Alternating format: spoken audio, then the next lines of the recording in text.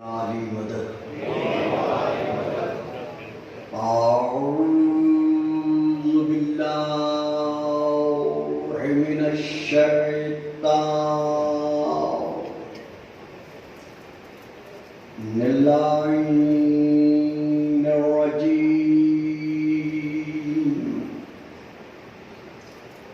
بسم اللہ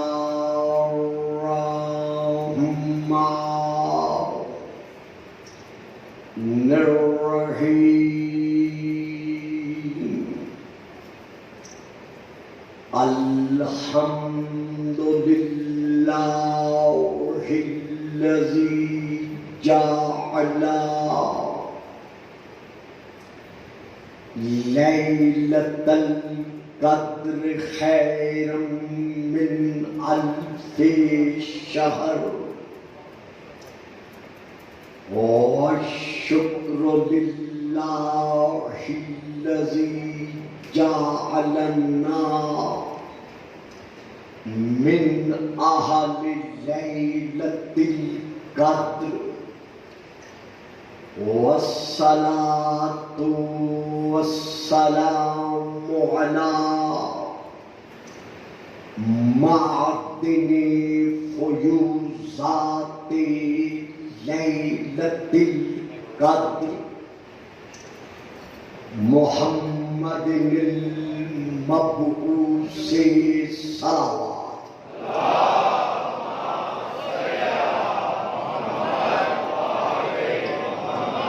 قبل لیلۃ القدر وعلی جواہر علل ما ظہر فی لیلۃ القدر ثم الصلاۃ علی آلہ الذین هم محال کتاب اللہ المنزل فی لیلۃ القدر بل هم کتاب اللہ الناطق المنزل فی لیلۃ القدر وعلی شیعتهم الذین هم اوراق کتاب اللہ الذی نزل فی لیلۃ القدر لاقتباسہم المعارف من مشکات لیلۃ القدر اما بعد فقد قال اللہ تبارک وتعالی الذی خالق لیلۃ القدر فی کتاب القدر اما بعد فقد قال اللہ تبارک وتعالی الذی خالق لیلۃ القدر فی کتاب القدر وما آتاکم الرسول فخذوہ وما نہاکم عنہ فانتہوا واتقوا اللہ ان اللہ شدید العقاب صلوات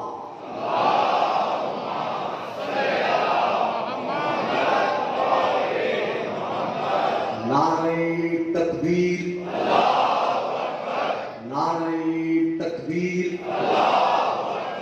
نعرہ رسالت نعرہ رسالت نعرہ حیدری نعرہ حیدری حسینیت حسینیت یزیدیت یزیدیت بابا دی بلند صلوات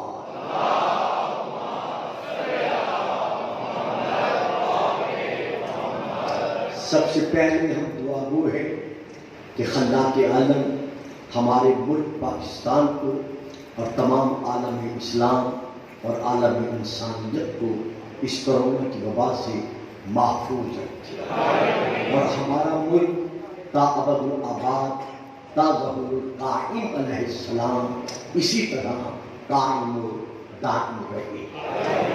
گزشتہ تقریر میں یہ عرض کر چکا ہوں کہ کچھ احباب کی جانب سے جو سوشل میڈیا کے ذریعہ سے یہ عقیدہ عوام تک پہنچایا جا رہا ہے کہ جب قرآن کا فیصلہ ہے کہ ما کان محمد ابا احد من رجالکم، کہ محمد تمہارے مردوں میں سے کسی کا باپ نہیں ہے، تو پھر حسنین شریفین کو اور ان سے لے کر 12ویں امام مہدی علیہ السلام تک انہیں صلی محمد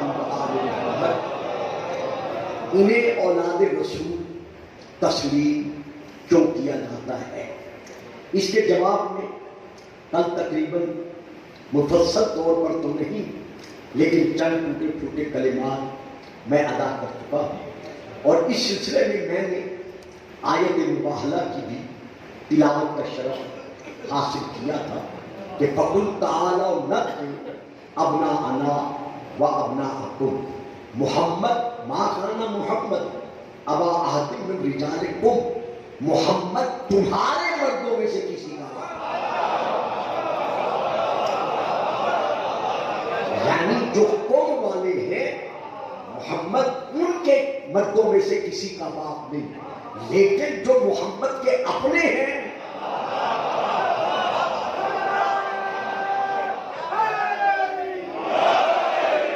جن کے لیے رسول فرماتے رہے ہیں کہ انہم منی وانا منہم، یہ مجھ میں سے ہے اور میں ان میں سے ہوں، تو اللہ کے فیصلے کے مطابق، قرآنی فیصلے کے مطابق حسنین شریفین رسول کی اولاد تھے، اور ان کی اولاد حتیٰ کہ اولاد بنی فاطمہ جب تک رہے گی یہ اولاد رسول ہے۔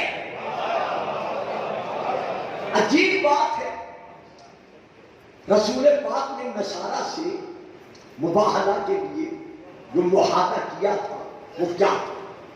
فَقُلْ تَعَالَوْا نَدْعُ أَبْنَاءَنَا وَأَبْنَاءَكُمْ، ہم اپنے بیٹے لاتے ہیں تم اپنے بیٹے لاؤ۔ دکھا دے کہیں کسی تفسیر میں یا قرآن کی کسی آیت میں کہ رسول نے نصارہ سے یہ کہا ہو کہ ہم اپنے نواسے لاتے ہیں۔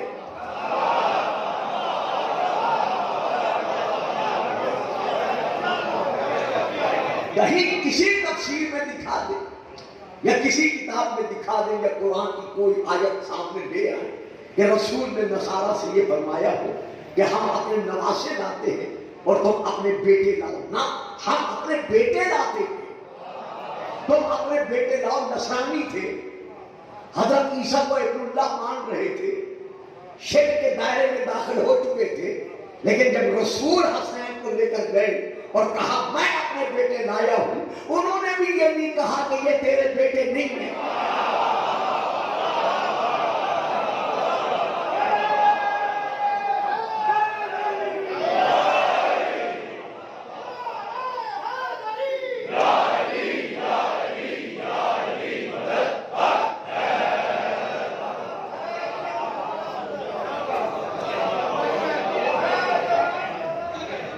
نصرانی ہونے کے باوجود، دائرہ شرک میں داخل ہونے کے باوجود، انہوں نے بھی رسول سے نہیں کہا کہ جب شرط مفقود ہے، شرط یہی تھی نا کہ ہم اپنے بیٹے لاتے ہیں، تم اپنے بیٹے لاؤ۔ اب تم اپنے بیٹے لائے نہیں، شرط ہو گئی ختم۔ جب شرط مفقود ہے تو پھر مباہلہ کیسا؟ لیکن نہیں، وہ جانتے تھے کہ یہ صادق ہے۔ یا کافر ان سے صادق مانے، مشرک صادق مانے، نصارہ صادق مانے، اور کلمہ پڑھ کر تم کہو وہ بے اولاد ہے۔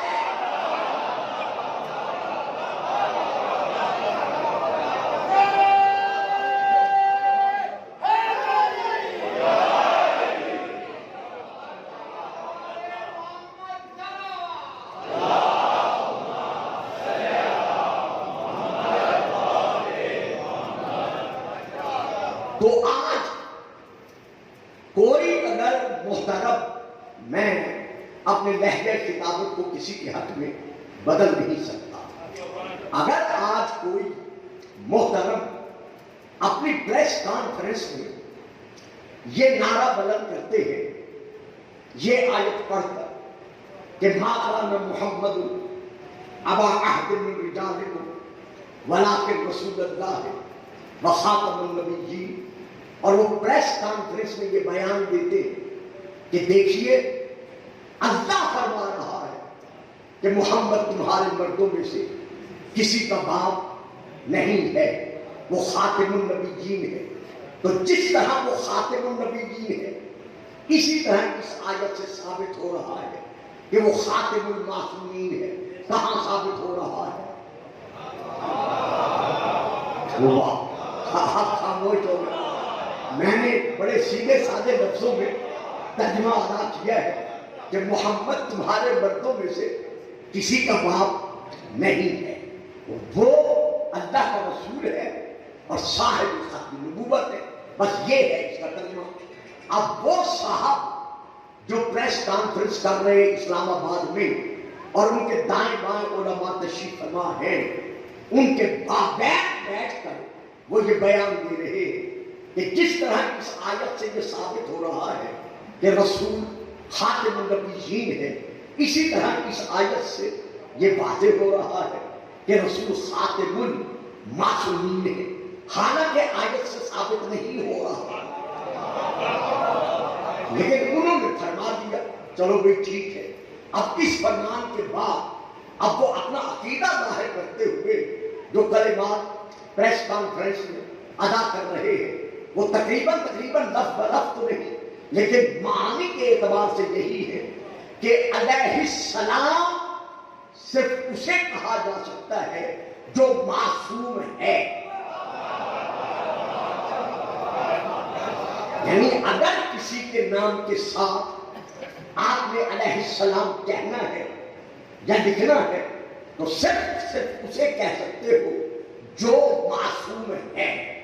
اب چونکہ رسول خاتم المعصومین ہے، آپ پر عصمت ختم ہو گئی ہے، اب آپ کے بعد علی رضی اللہ تعالیٰ عنہ کو وہ کہہ رہے ہیں، میں نہیں کہہ رہا، علی رضی اللہ تعالیٰ عنہ کو اگر کوئی علیہ السلام کہتا ہے تو نبوت جس طرح رسول پر ختم ہے، اسی طرح معصومیت رسول خاتم المعصومین ہے، تو آپ کے بعد علیہ السلام کسی کو بھی نہیں کہا جا سکتا، چونکہ علیہ السلام اسی کو کہہ سکتے ہیں جو معصوم ہوگا۔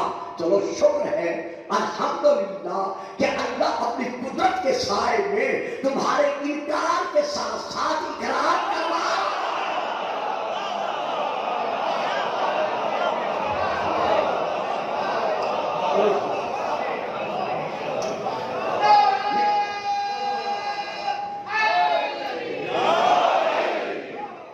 ان اللہ علی کل شیء قدیر، اللہ ہر شے پر قادر ہے۔ آپ پریس کانفرنس کرا رہے ہیں کہ علی کو، مولا حسن کو، مولا حسین کو، کوئی ان میں سے کسی ایک کو علیہ السلام نہ کہے، لیکن کیا قادر قدیر کی قدرت کا کرشمہ ہے کہ جب کانفرنس کی جا رہی ہے ان کو علیہ السلام نہ کہوانے کے لیے اسی میں آپ اقرار کر رہے ہیں کہ علیہ السلام اسے کہا جائے گا جو صرف اور صرف معصوم ہو۔ تو اب قرآن سے پوچھنا پڑے گا کہ قرآن کن کی طہارت کا وسیلہ شمار ہے؟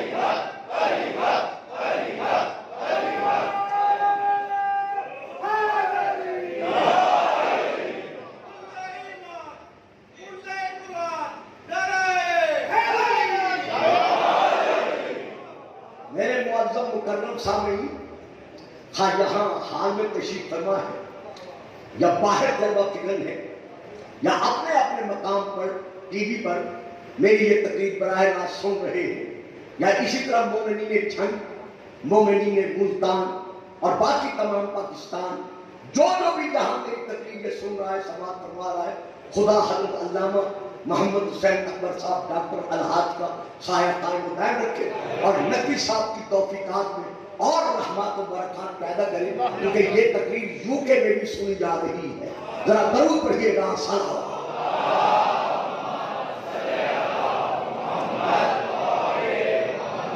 تو آپ جانتے ہیں کہ اس تقریر کے اعتبار سے ایک لفظ پر ایک ذمہ داری ثابت ہو رہی ہے.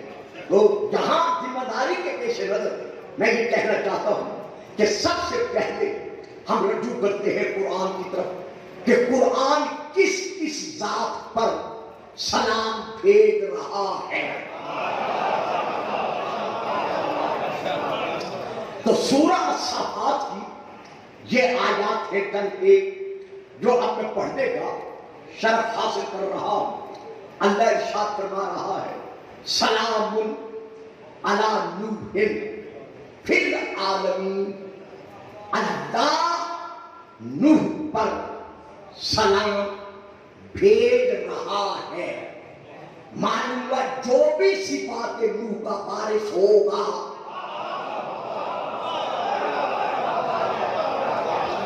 میں نے جو عرض کیا ہے فکرہ میں آپ سے اگر توجہ کی بیچ طلب کروں تو میں کیسے کر سکتا ہوں کیونکہ آپ ہی نے تو مجھے پڑھنا سکھایا ہے. سلام علی نوح فی العالمین کہ اللہ نوح پر سلام بھیج رہا ہے. معلوم ہوا جو بھی صفات میں مثل نوح ہوگا. آپ چپ کر گئے. میں آپ اشارہ کروں گا, میں اس میں رکوں گا نہیں کیونکہ اتنا ٹائم نہیں ہے. مثل اہل بیتی کمثل سفینۃ نوح. تو جو بھی مثل صفات نوح میں ہوگا اس کے لیے کیا ہے؟ سلام ہے. اب میں اور آیت پڑھتا ہوں. سلام علی ابراہیم.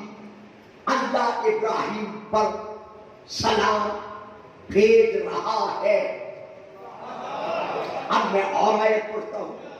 سلام علی موسیٰ و ہارون.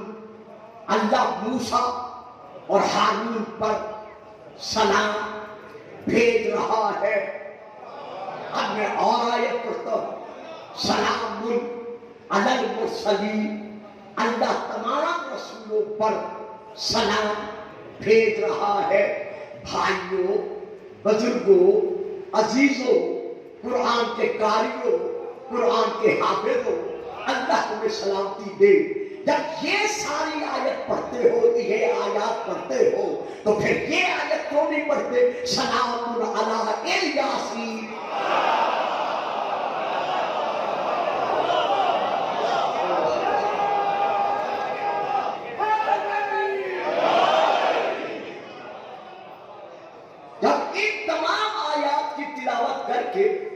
فرماتے ہو کہ دیکھا حضرت نوح معصوم ہے, حضرت ابراہیم معصوم ہے, حضرت موسیٰ اور حضرت ہارون معصوم ہے, تمام رسول معصوم ہے. تو سلام جو ہے وہ صرف معصومین کے لیے ہے, غیر معصوم کے لیے نہیں ہے. میں کہتا ہوں جب ان آیات کی تلاوت فرما رہے ہو اس نئی نسل کے سامنے ان کو درس دینے کے لیے, تو پھر یہ بھی تو قرآن کی آیت ہے. سلام علی الیاسین. اگر نکال سکتے ہو یا تو نکال دو. جب نکال سکتے ہی نہیں تو پھر نہ پڑھنا منافقت نہیں اور کیا ہے؟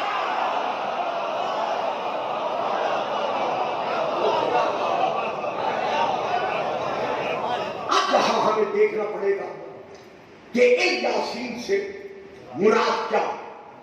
یہ جو اللہ الیاسین پر سلام بھیج رہا ہے, یہ الیاسین کون ہے؟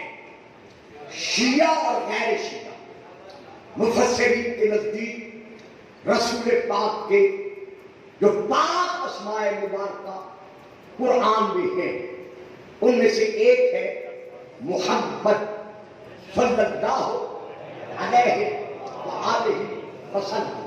نمبر 1. نمبر 2 احمد مبشرا برسول یاتی من بعد اسمہ Ahmad. Number 2 Ahmad. Number 3 Abdullah. Number 4 نون. نمبر 5 قلم. Number 6 Taha. Number 7 Muzammil. Number 8 Muddassir. Number 9 بشیر النذیر. اور نمبر 10 یاسین. درود نہیں پڑھیں گے آپ صاحبان؟ خاموش رہیں.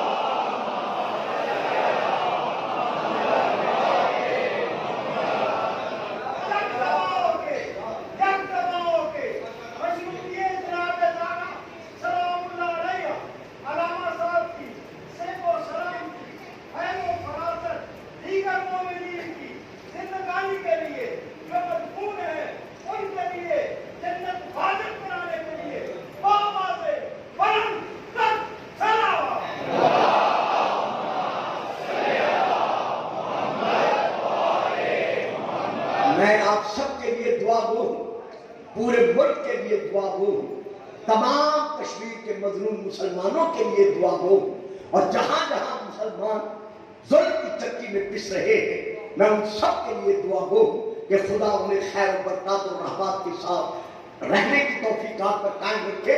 اور یاسین نام ہے رسول کا.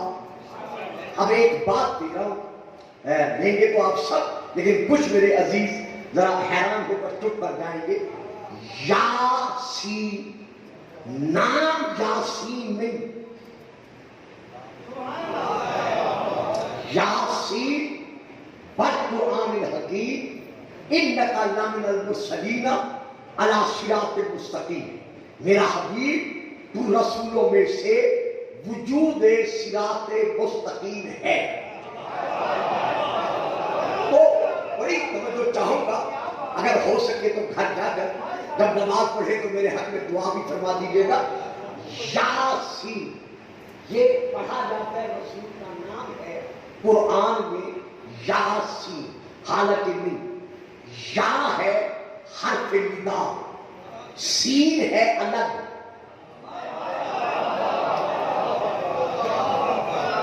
میں نے کہا تھا نا اکثر احباب چپ کر جائیں گے.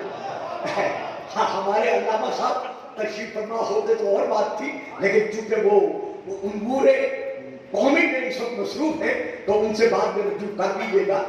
یہ ہے یاسین. یا الگ ہے، سین الگ ہے.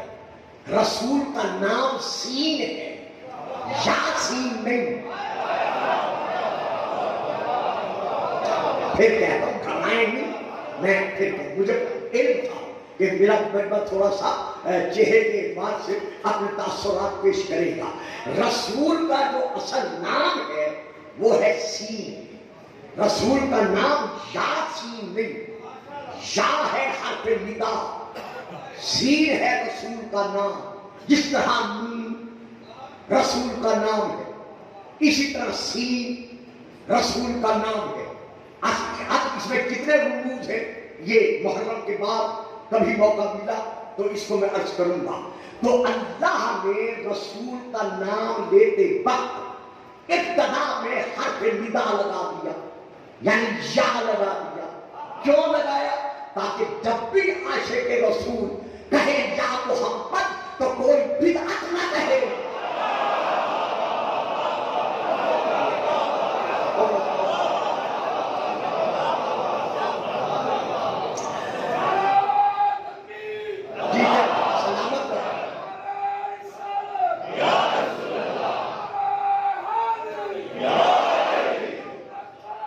اللہم صلی علی محمد وآل محمد. یہ درود پڑھتے وقت کبھی بخل نہ کیا کریں، کیونکہ یہ درود ان لوگوں کے ذہنوں میں کھٹکتا ہے جو رسول کو بے اولاد مانتے.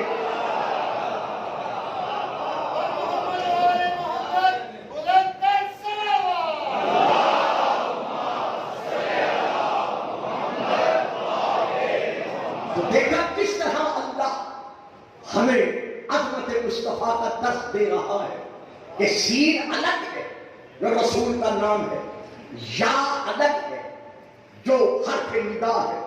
یاسین یعنی جب بھی رسول کو ندا سے پکارو تو ذہنوں میں رکھو کہ یہ اللہ کا بخشا ہوا درس ہے, یہ اللہ کی سنت ہے. کہو یا محمد, کہو یا رسول اللہ, کہو یا نبی اللہ, کہو یا مرشدی, کہو یا سیدی. اگر کوئی کہتا ہے یہ بدعت ہے یا لگا کر رسول کو بلانا تو اسے کہو اگر یہ بدعت ہے تو پہلے خدا کے فتوا لگا.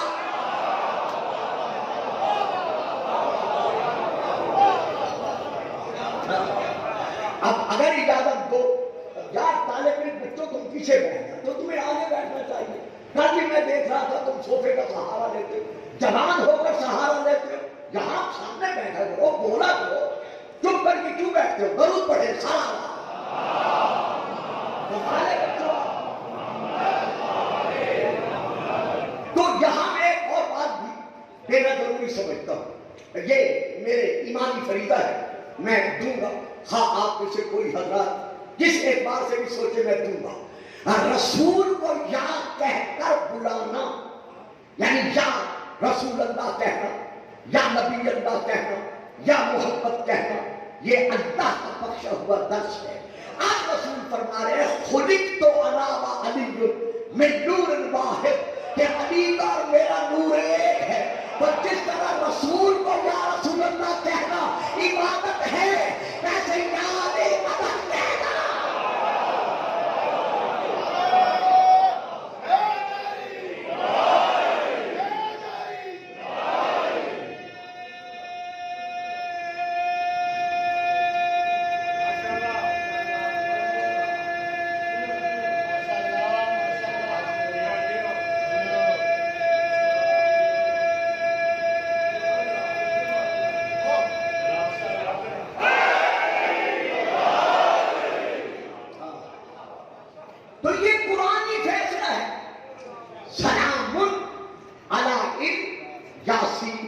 تو سین نام ہے رسول کا, تو اللہ سلام بھیج رہا ہے کس پر؟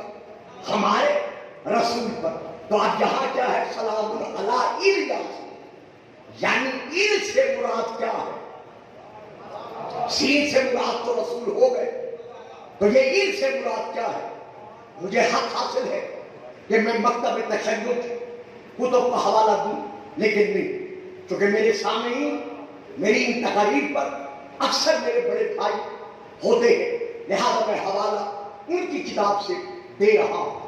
یہ حوالہ جو میں اس وقت دے رہا ہوں یہ ہے, سب سے پہلا حوالہ ہے الصواعق المحرقہ, جہاں سے لے کر میں یہ پڑھ رہا ہوں.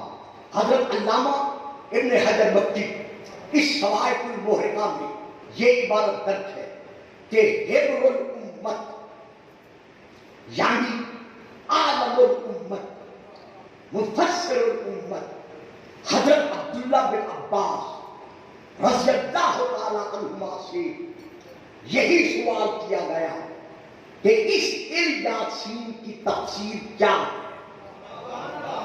یعنی یہ یاسین کون ہے جن پر اللہ سلام بھیج رہا ہے. ذہنوں میں رہے یہ حبر الامت اسے کہا گیا ہے جو پوری دنیا اسلام کے علماء کے نزدیک سب سے بڑا عالم ہے. لیکن جب کسی سب سے بڑے عالم سے پوچھا گیا کہ تمہارے علم میں اور علی کے علم میں فرق کیا ہے, جس طرح جب علی سے پوچھا گیا تھا کہ یا علی آپ کے اور رسول کے علم میں فرق کیا ہے, تو آپ نے فرمایا پگلو ھذا لعاب رسول اللہ, علی کا علم تو رسول کے لعاب کا اثر ہے.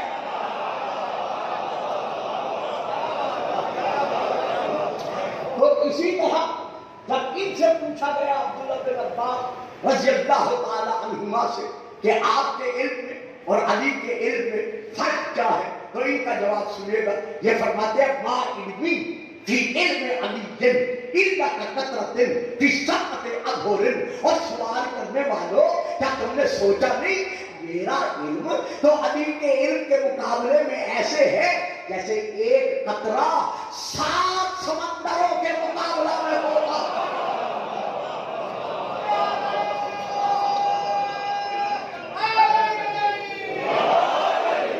تو جب کہ ان یاسین سے مراد کیا ہے؟ تو انہوں نے جواب دیا وہ یہاں پر درج ہے سوائق المورقہ میں، ان المراد بذالک سلام علی آل محمد، یہ ہے السوائق المورقہ کی عبارت، اور یہ ہے اس کی صفحے کی فوٹو کاپی جو میرے ہاتھ میں ہے، کہ اللہ سلام الیاسین کہہ کر یہ منوا رہا ہے کہ آل محمد پر سلام ہے، تو جنہیں اللہ علیہ السلام منوا دے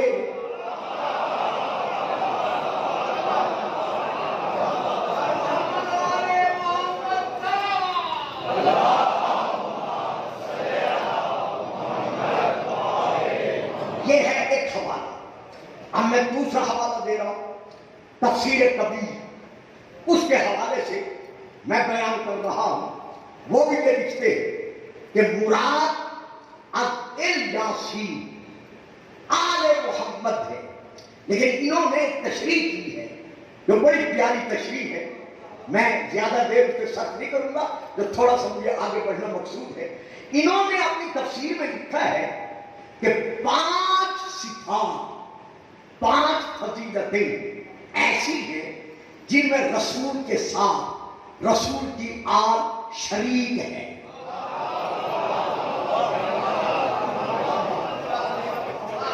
جن میں رسول کی آل رسول کے ساتھ شریک ہے، وہ 5 فضیلتیں کون سی ہیں؟ ان میں سے پہلی فضیلت یہ ہے، یہ لکھتے ہیں کہ جس طرح نبی پر صدقہ حرام ہے، کمال ہے بھئی آپ کی خاموشی، میں تشریح نہیں کر سکتا، آپ چپ کر گئے۔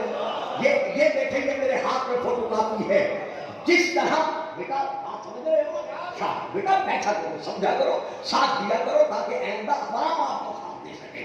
تو جس طرح رسول کی ذات پر صدقہ حرام ہے، اسی طرح آل محمد پر صدقہ حرام ہے، تو پتہ چل گیا نا کہ جس طرح رسول پر سلام ہے،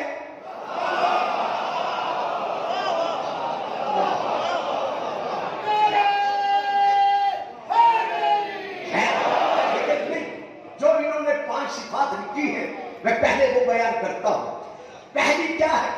جس طرح رسول پر صدقہ حرام ہے، اسی طرح رسول کی آل پر صدقہ حرام ہے۔ کیا کروں؟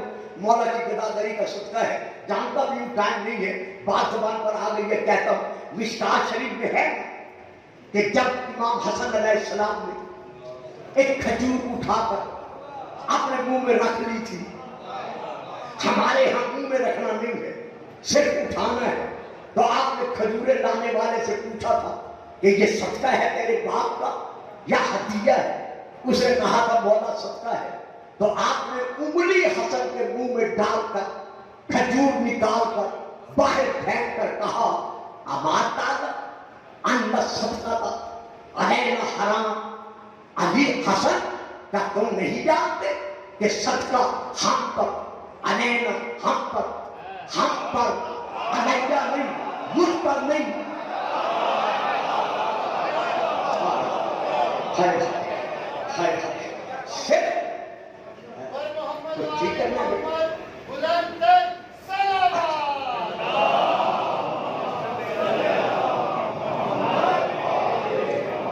یہاں کیا ہے؟ ان الصدقہ علینا حرام، صدقہ ہم پر، صرف علیہ مجھ پر نہیں، صرف مجھ پر نہیں، صدقہ ہم پر حرام ہے۔ اور وہ کھجور نکال کر اس ٹوکرے میں ڈال دی جو آیا ہوا تھا، اور وہ سارے کا سارا ٹوکرا کھجوروں کا، یعنی وہ تاشت سمجھ لے، لگن سمجھ لے، ظرف سمجھ لے، وہ سارے کا سارا اپنے پیارے پیارے عاشقوں اصحاب رسول کی طرف رسول نے بڑھا دیا۔ اب کسی صحابی نے رضی اللہ تعالیٰ عنہ نے یہ نہیں کہا کہ یا رسول اللہ جو کھجور اپنے بیٹے کو نہیں کھانے دیتے وہ ہمیں کیوں دے رہے ہیں؟ احسان ہے ان صحابہ کا جو صدقے کی کھجوریں لے کر منوا رہے ہیں کہ صدقے والے اور ہیں، ہدیے والے۔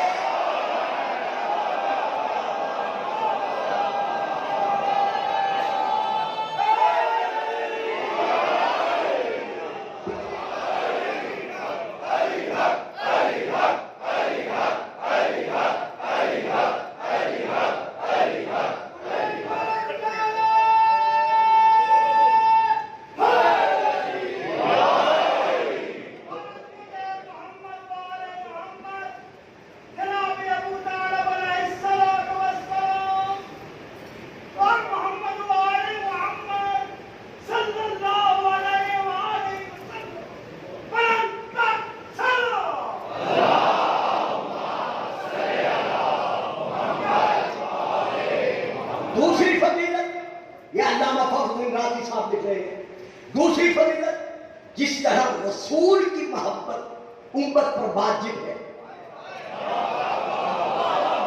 قُلْ إِن كُنتُمْ تُحِبُّونَ اللَّهَ فَاتَّبِعُونِي يُحْبِبْكُمُ اللَّهُ. میرا حبیب ان سے کہہ دے کہ تم اگر اللہ سے محبت کے دعوے دار ہو تو پھر میری اتباع کرو، اللہ تم سے محبت کرے گا. تو جس طرح رسول کی محبت افراد امت پر واجب ہے، علامہ فخر الدین رازی لکھ رہے ہیں، اسی طرح آل رسول کی محبت بھی واجب ہے. اور آگے باقاعدہ آیت لکھی ہے کہ قُلْ لَا أَسْأَلُكُمْ عَلَيْهِ أَجْرًا إِلَّا الْمَوَدَّةَ فِي الْقُرْبَى. تو جن کی محبت واجب ہے وہ امتی نہیں ہے، بلکہ جن کی محبت واجب ہے وہ اولاد ہے، اور جن پر واجب ہے وہ امتی.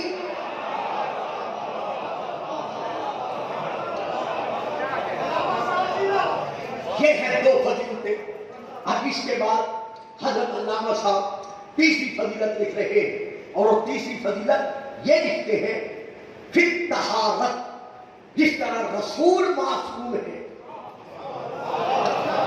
اگر وہ کانفرنس کے فکر یاد ہے تو مجھے یہاں تشریح نہیں کرنی پڑے گی.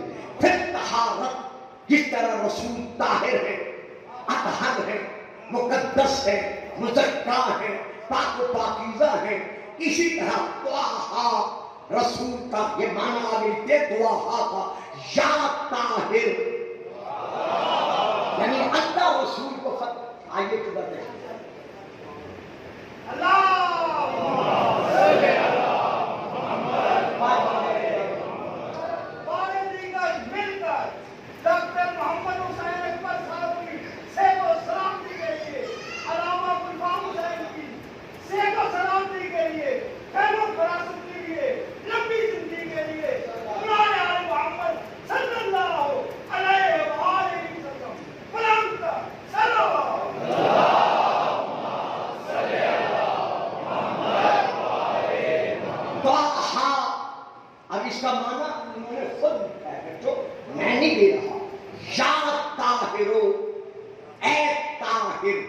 تو لکھتے ہیں طہارت میں بھی، اس صفت میں بھی رسول کی اولاد آل شریک ہے. اور دلیل میں کیا لکھا ہے آگے پھر آیت میں لکھ دی ہے انما یرید اللہ لیطہر عنکم الرجس اہل البیت ویطہرکم.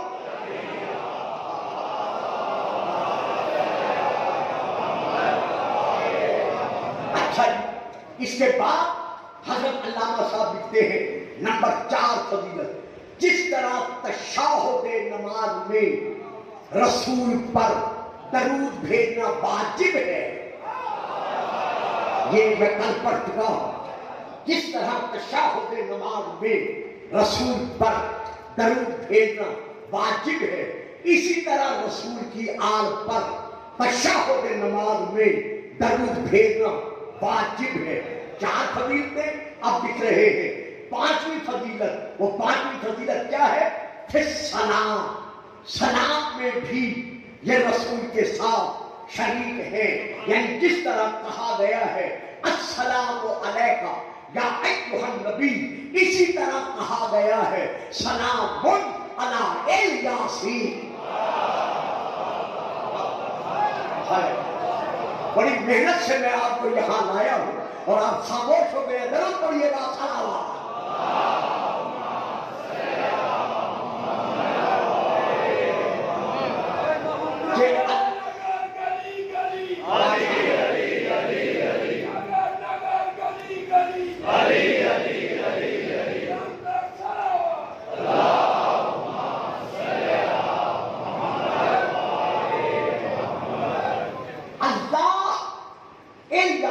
پر سلام بھیج رہا ہے، تو ثابت ہو گیا کہ جس طرح رسول کے لیے سلام ہے اسی طرح رسول کی آل کے لیے.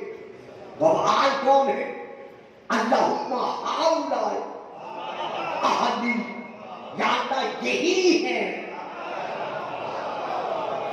میری اہل، میری اہل بیت، یعنی علی و سیدہ حسن اور حسین اور باقی آخر تک یہ کون ہے؟ رسول کی آل ہے. تو اب اللہ اللہ الیاسین کہہ کر کہ ان کے لیے سلام ہے، تو آج یہ کہنا کہ ان پر جو سلام بھیجتا ہے اسے نہیں بھیجنا چاہیے، کیونکہ غیر معصوم پر سلام بھیجنے کی اجازت نہیں ہے۔ پہلے ثابت تو کرو کہ یہ غیر معصوم ہیں۔ اگر یہ غیر معصوم ہوتے تو دیوار کعبہ میں دروازہ کیوں بنتا؟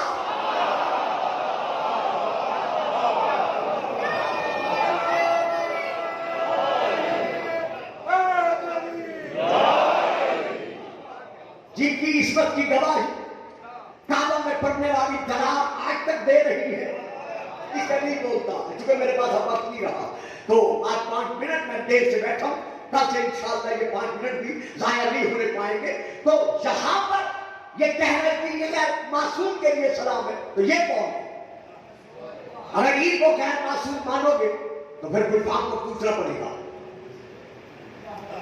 ہم بھی منہ میں زبان رکھتے ہیں، ہمیں کہنا پڑے گا، آپ کو جواب دینا پڑے گا، ہر حالت میں جواب دینا پڑے گا کہ اگر یہ غیر معصوم ہے تو جن کے دروازے بند کرائے گئے تھے وہ کون تھے؟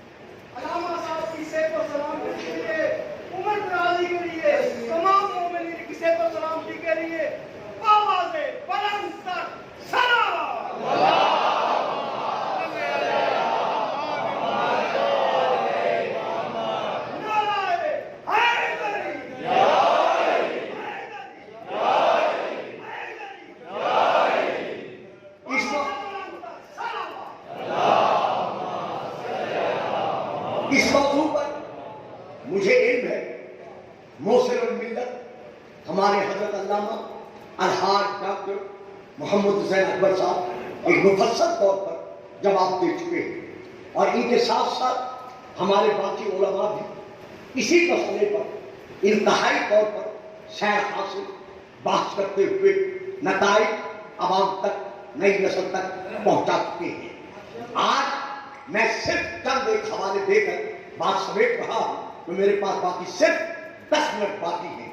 یہ ہے میرے ہاتھ میں صحیح بخاری کا انگلش ترجمے کا ٹائٹل، جو صحیح بخاری کا عربی سے انگلش میں ترجمہ کیا گیا ہے، یہ اس کا ٹائٹل میرے ہاتھ میں ہے۔ یہ کتاب ہے یہ سامنے صحیح بخاری۔ اب اس میں لکھا ہوا ہے ایک حدیث کہ یہ حدیث فلا فلا فلا سے، میں اس کا صفحہ نمبر بھی بتا دوں، اس کا صفحہ نمبر ہے 355 355۔ تو اس پر یہ لکھا ہوا ہے کہ یہ حدیث فلا سے فلا سے فلا سے فلا سے، اور آخر میں لکھا ہوا ہے ان علی علیہ السلام۔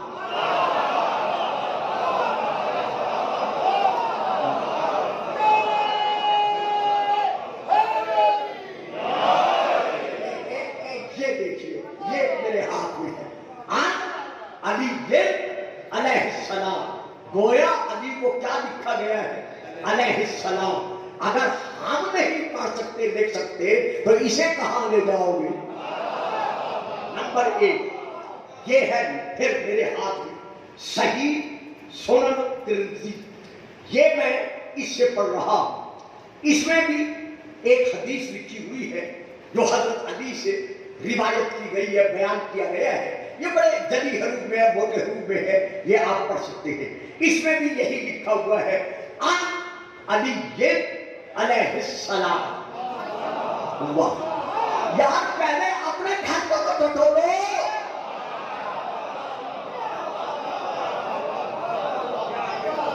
تو یہاں بھی کیا لکھا ہوا ہے؟ علی علیہ السلام۔ اب یہ ایک مرحلہ، یہ تیسرا مرحلہ، یہ میں دے رہا ہوں، ذرا درود پڑھیے گا۔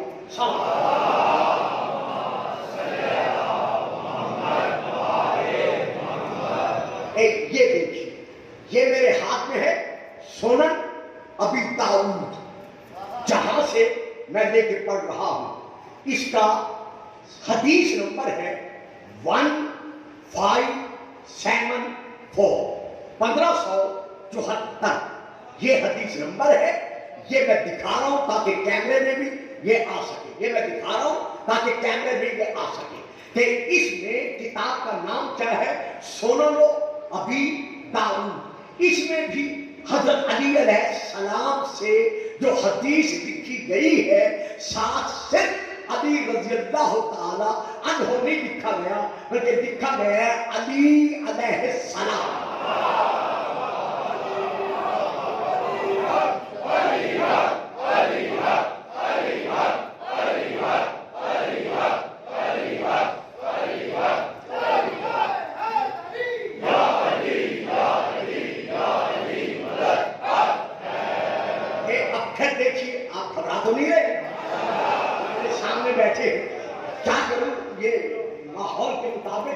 میں نے نئی نسل کو یہ دینا ہے کہ کس طرح آل محمد کے حق میں غلط فہمیاں پھیلائی جا رہی ہے۔ تو یہ اب میں پھر حوالہ دے رہا ہوں سنن ابن ماجہ کا، میں وہاں سے لے کے پڑھ رہا ہوں، یہ صفحہ نمبر ہے 86 میں وہاں سے لے کے پڑھ رہا ہوں۔ یہ میرے پاس، میں نے انڈر لائن کی ہوئی ہے حدیثیں، لیکن میرے پاس اب وقت نہیں ہے، ورنہ ایک حدیث پڑھ کے میں آپ کو سناتا۔ تو اس میں بھی انہوں نے یہی لکھا ہے، ان فلاں ان فلاں ان فلاں، اور آخر میں لکھتے ہیں ان علی علیہ السلام، یعنی علی علیہ السلام یہ فرما رہے ہیں۔ دو تین یہ چار حوالے میں دے چکا، اب میں آخری حوالہ دے کر بات کو سمیٹتا ہوں۔ مسائل میں صرف 2-4 جملے ادا کر دوں گا، مجھے معاف کر دیجیے گا، پھر انشاءاللہ زندگی رہی تو کل ذرا 8:30 سے پہلے تشریف لے آئیے، تاکہ آپ کے 5 منٹ میں آپ سے لے نہ سکوں، بلکہ وہ آپ ہی کو دے سکوں۔ اور یہ لیجیے، اب میں آپ کے سامنے حوالہ دے رہا ہوں، کتاب کا نام ہے جس سے میں یہ حوالہ دے رہا ہوں، مجمع الزوائد، نام میں پھر لے رہا ہوں۔ قبلہ صاحب کی لائبریری میں یہ ساری کتابیں موجود ہوں گی۔ مجمع الزوائد میں یہاں سے لے کر پڑھ رہا ہوں، اس کا صفحہ نمبر ہے 180، صفحہ نمبر 180، اور اس میں یہ چھپی ہوئی ہے مکتبۃ القدسی، وہاں سے میں لے کے پڑھ رہا ہوں۔ اس میں وہ امام حسین علیہ السلام کی تاریخ لکھتے ہوئے لکھتے ہیں، یعنی مناقب الحسین ابن علی علیہ السلام، یہ دیکھو، یعنی حسین پر بھی سلام، حسین کے باپ پر بھی سلام۔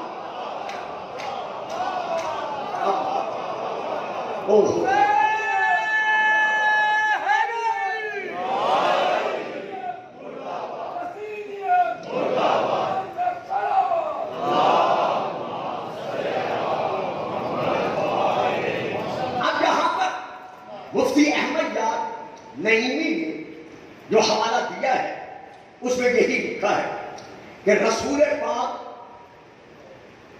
عالم صاد میں تشریف لائے حضرت عبداللہ بن عباس کے ساتھ میں، رسول پاک تشریف لائے تو رسول کے ہاتھوں پر خون کے قطرے تھے۔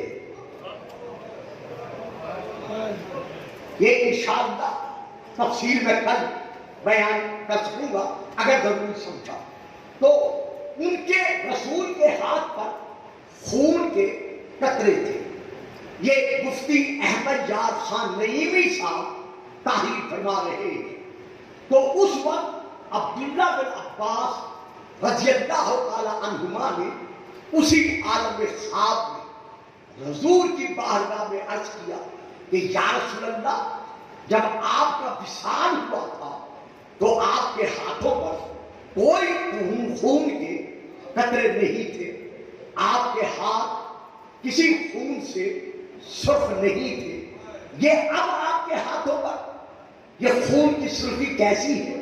تو آپ نے اسی خواب کو ارشاد فرمایا کہ ابن عباس میں کربلا سے آ رہا ہوں۔ مرحبا مرحبا، یہی دو چار جملے کافی ہو جائیں گے۔ ابن عباس، آج یوم عاشور ہے، سن 61 ہجری، 10ویں محرم کا دن ہے، میں کربلا سے آ رہا ہوں، ابھی ابھی میرے بیٹے نے سجدے میں سر جھکایا تھا اور اس کی گردن پر، پیاسی گردن پر خنجر چلتا رہا، میں اپنے دونوں ہاتھوں پر حسین کا خون لیتا رہا۔ یہ اسی خون کے قطروں کی سرخی ہے۔ تو علامہ مفتی احمد یار خان صاحب نعیمی نے جہاں بھی امام حسین کا نام لکھا ہے، آگے لکھا ہے حسین علیہ السلام۔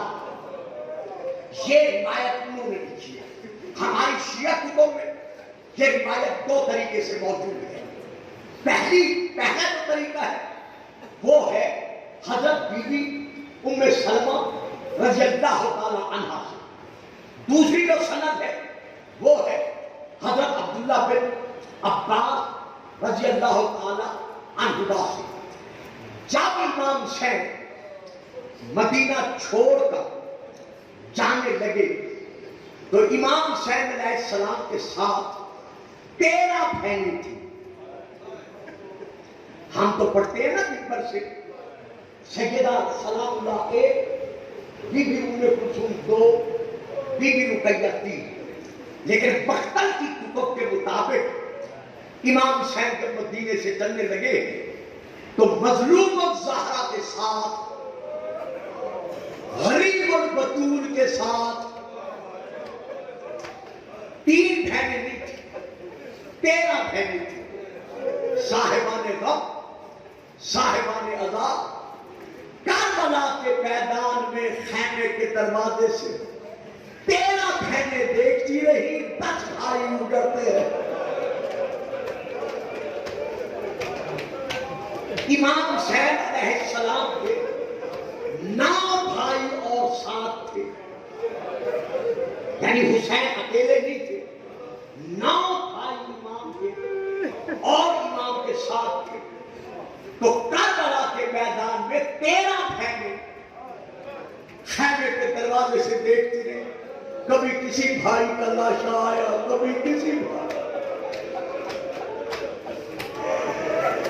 میری ماں بہنوں ذرا مجھے تم بتاؤ، یہ تو نہیں بتا سکیں گے، میں نے اپنے گھروں میں دیکھا ہے کہ جب کسی بہن کا بھائی مرنے لگتا ہے اور وہ بہن بھائی کے سرانے کھڑی ہو تو کبھی ماموں آگے بڑھتا ہے، کبھی چچا آگے بڑھتا ہے، کبھی خالو آگے بڑھتا ہے، کبھی بھائی آگے بڑھتا ہے، اسے پیچھے ہٹاتے ہیں کہ بہن بھائی کو مرتا نہ دیکھے۔ لیکن ہائے کربلا،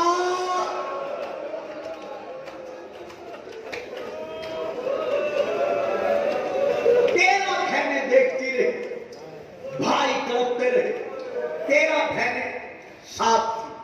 جب امام مدینے سے چلے تو امام کے ساتھ 9 کنیزیں ساتھ تھی۔ ایک کنیز حضرت امام حسین علیہ السلام کی، 4 کنیزیں حضرت عبداللہ نے بی بی زینب کے حوالے کی تھی، اور ایک کنیز کو حکم دے کے کہا تھا کہ خبردار زینب کو کبھی پانی مانگنا نہ پڑے۔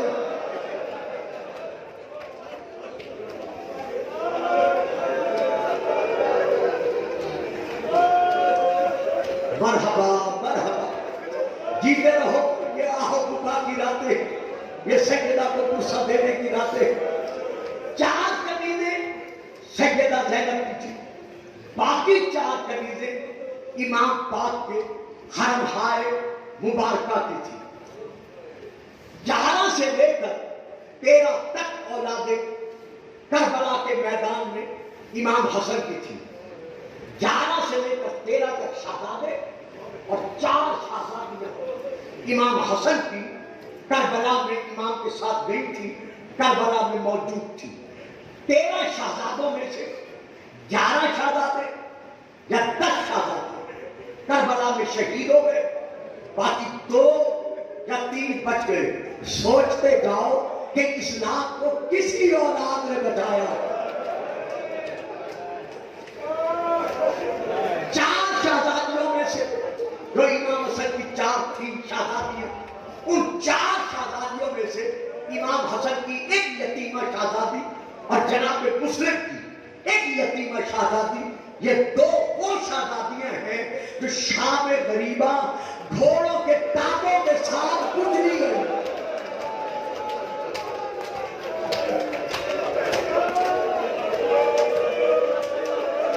کیا اب بھی میں پڑھوں اور آپ سن کر رہیں گے؟ ہائے کربلا کے غریبوں، ہائے کربلا کے مظلوموں۔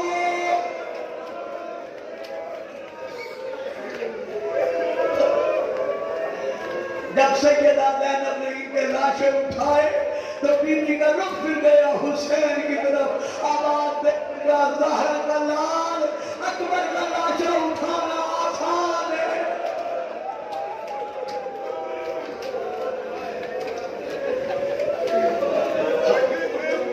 جناب عقیل کے 10 بیٹے جب امام حسین گئے ہیں 7 تھے، جن میں سے ایک بیٹا جناب مسلم کربلا میں شہید ہوئے، وہاں کوفے میں شہید ہوئے، باقی 9 بیٹے کربلا میں شہید ہوئے۔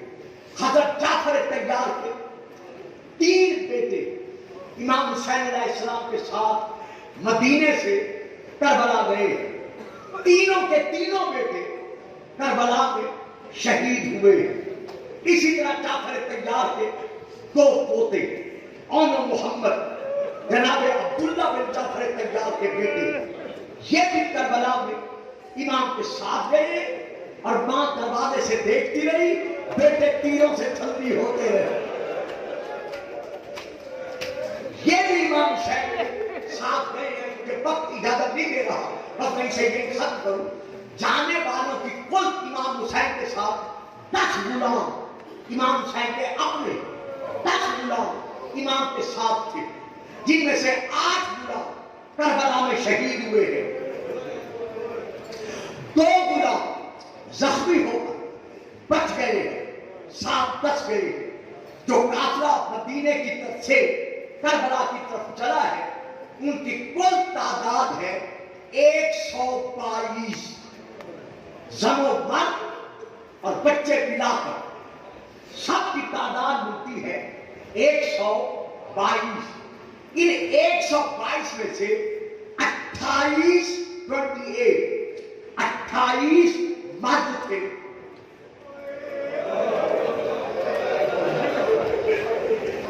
اس تعداد میں 28 مرد تھے، اس تعداد میں 22 بچے تھے، اس تعداد میں 16 نابالغ بچے تھے، اس تعداد میں 10 چھوٹی چھوٹی بچیاں تھیں، اس تعداد میں 64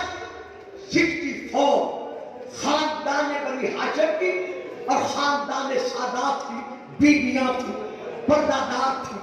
یہ پورا قافلہ جب چلا ہے تو کل اونٹ جو تھے جن پر محفل سجائے گئے وہ 64 تھے، اور کچھ نے لکھا ہے 53 تھے، 53 تھے، جن پر امباریاں رکھی گئی، اور یہ شہزادیاں، یہ بچے اور یہ بیویاں ان امباریوں میں بٹھائی گئی۔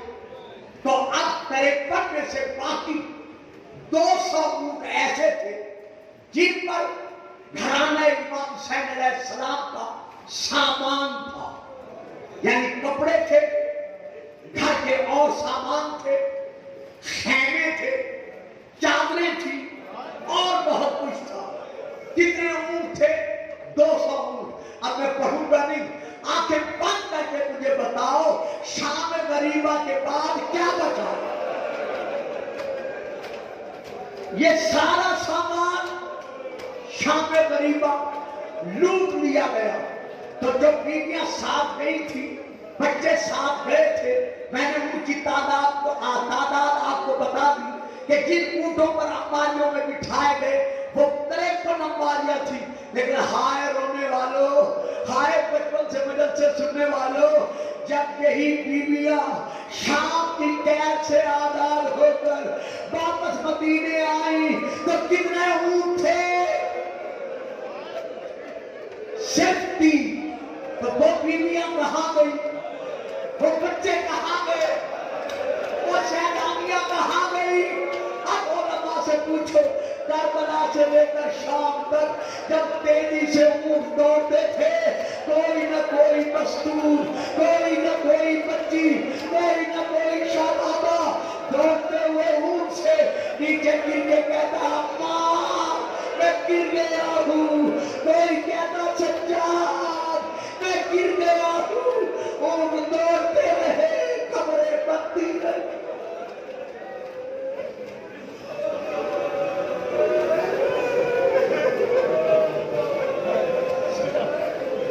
अला अला